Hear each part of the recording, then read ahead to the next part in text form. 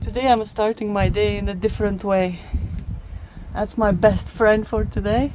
I will be shoveling snow. It didn't snow too much, but to prevent ice forming under the snow, because it was a bit raining yesterday and now it's like it was snowing, storm all night. I need to shovel so it would be safe to walk for my grandmother when she comes out. So yeah, my husband is cutting grass. It's nice and green in Sicily and I'm shoveling snow.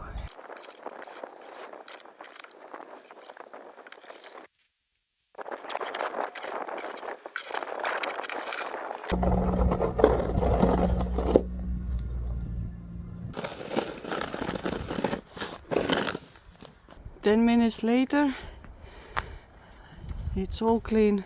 I did to my best abilities, cleaned as much as possible, but still there's ice formed underneath, so she won't be allowed to come out from the house for a couple of days. Today, the plan has been ruined. So I was supposed to transplant all the onions I bought last time, which I couldn't do yet because the soil was way too wet. I couldn't work on it. So instead of do onion, I will cuddle the beast.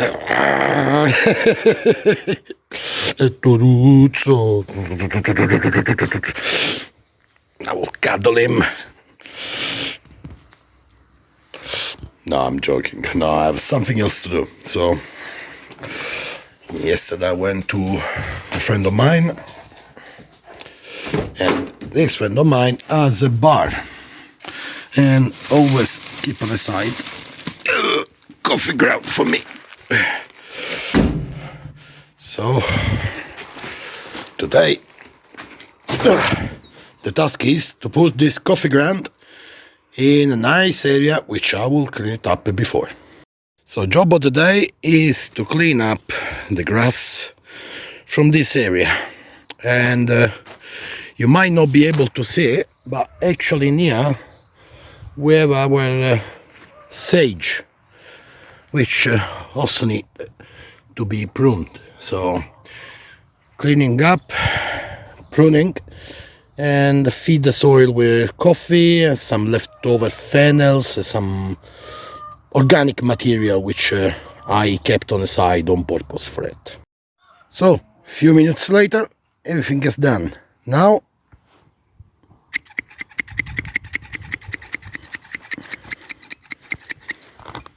pruning. Sage doesn't need such peculiar pruning as long as you cut the excess. So what I will do is to make it look like a bush, so I will just cut the excess branches, the one which are dry already, and I will leave it in place, so cut and drop. This pruning will give to the plant the strength which it needs during springtime to do more flower and eventually attract more bees. That's the reason actually why we have the sage in the garden, because I gotta say, we don't really sell it, but in springtime lots of bees goes to the flowers. Yeah, sometimes the garden is not just a place where you grow everything that you eat.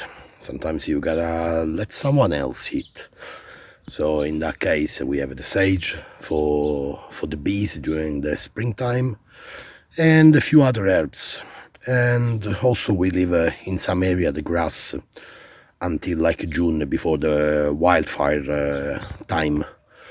And bees are always thriving in here, and it's nice, you know, to be part of something bigger than you.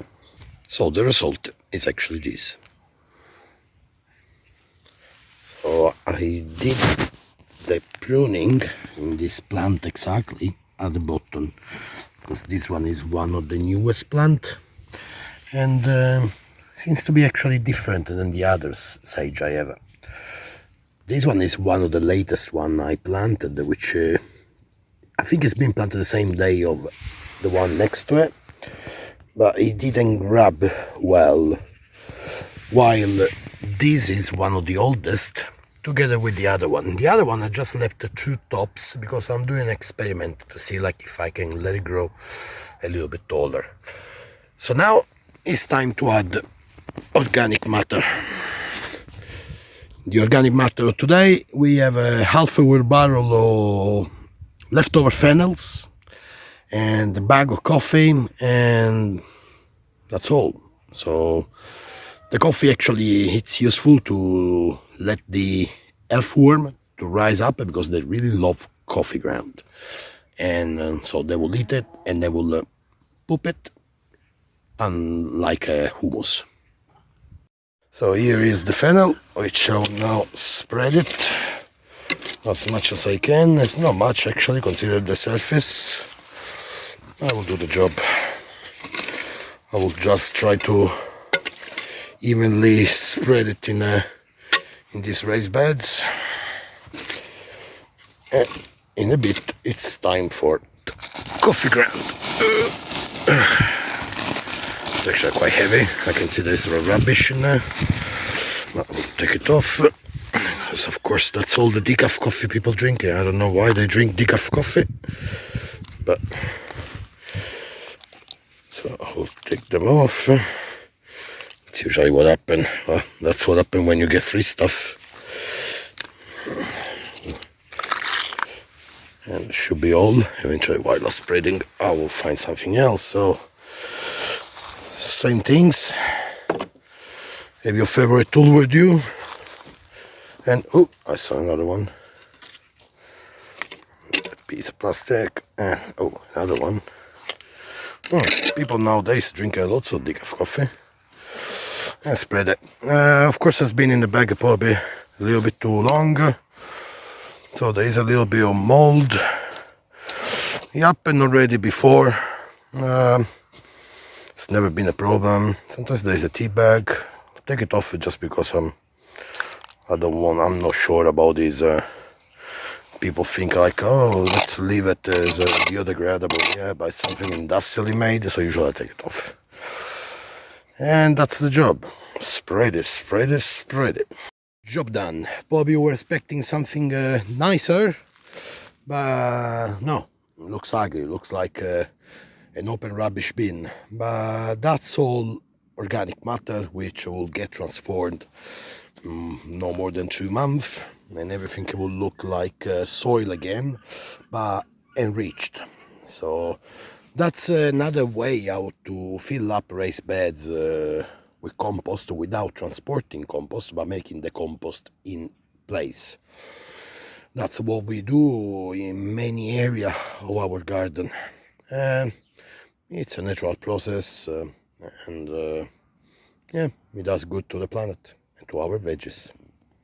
Job done now. So this little area was with too much soil, which actually is not soil, but this is 6 months of putting inside onion stems.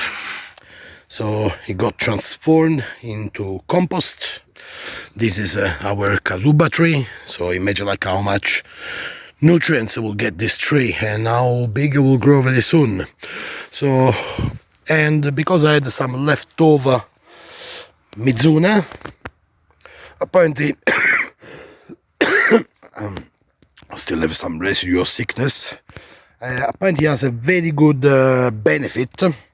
So it had benefit to soil. I decided to transplant there, otherwise I will get wasted. In a farm, we never waste the space or plants. Sometimes it's difficult when you're alone, you have a farm to look after. And sometimes you prioritize your task. And when you prioritize, of course, there's the one which should come first and the one which should come last. And I'll show you which one has been the last. I mean, So far you've been seeing the last, but this one is definitely the last, and there's a surprise in it. This one here is a raised beds made of wood. I did it like 4 years ago. What I did is followed so many YouTubers. I fill it up before to top up with soil with logs. And in that case, the logs, they were yucca logs. This plant with a spike. What I wasn't expecting is that this yucca with the logs inside, they will germinate with new yuccas. So today I'm gonna clean it up, pull them off, because I don't want yucca, because actually inside here there is a mint, and soon you will see. I'll show you the yucca. So yucca is one of the Mediterranean plants which are water resistant. The target today is to pull them off with all roots, so we can actually transplant it probably in the pots or somewhere else. Let's see if I'm able to, because oh yes, see. So this one is a plant which can be transplanted. I will put them all on the side. Probably if I have a time, I will put in the pots and see if we can sell it or even let it grow somewhere else. 1, 2, and maybe it's better pull the grass first and assess the operation. Sometimes the results are not what you're expecting. So that's what is left of our mint plant, which was there in the middle. Well, we collected lots of yuccas plant, lots of them with all the roots. This one are drought resistant, so, and as soon as you put the roots in the ground, they will grow. There's also some leftover roots which I don't know, I will probably leave here. So the mint that died was the same mint that you might find in toothpaste. So in here we call it the menta glaciale. In English I have no idea what it's called. And the question is, who the hell is going to buy a mint which is flavored like a toothpaste? Well, us. And we never sold even a batch of it. Well, now it's dead.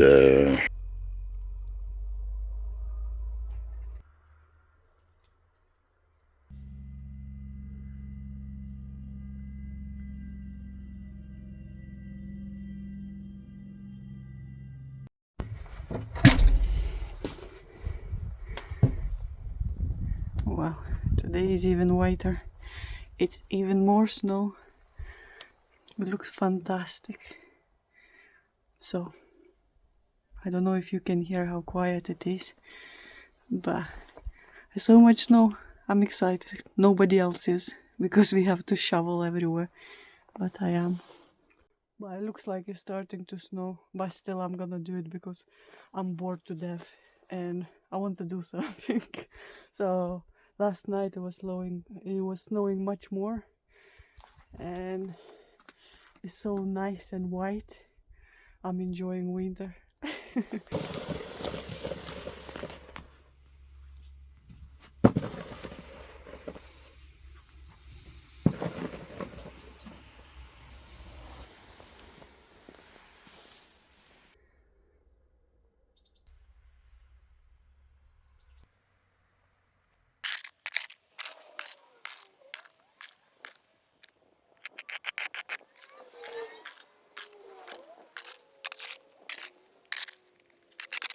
Day 2 of a snow shoveling is done. We'll see how long it's gonna last because it's snowing. Somebody's cleaning the roads as well. So I'm going in to get nice and warm, have a cup of tea with my grandmother. Well, usually she lives alone and my dad comes to clean it up, but sometimes she wakes up earlier than him and doesn't listen, and she cleans everything herself. Even today she wanted to do, but I forbid her and I did it myself.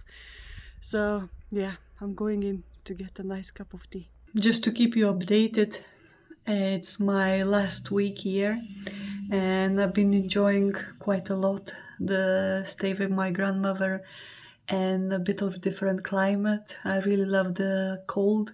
It didn't get too cold. Usually it can get below -20, but it started to melt the snow these days. If you can see, it's not that much snow anymore. It's been above zero. It's a weird winter, like everywhere. It's a bit different. Considering that December was quite warm and almost no snow. I've been enjoying shoveling snow, and I went to town a few times. I went with my friends. I went to do oral hygiene as well. I had a couple of massages. My family gifted me as a present for Christmas. It was very nice, and I went to see a different physio as well, just to get a different opinion. And I got a different opinion, and it looks like I will be doing something else.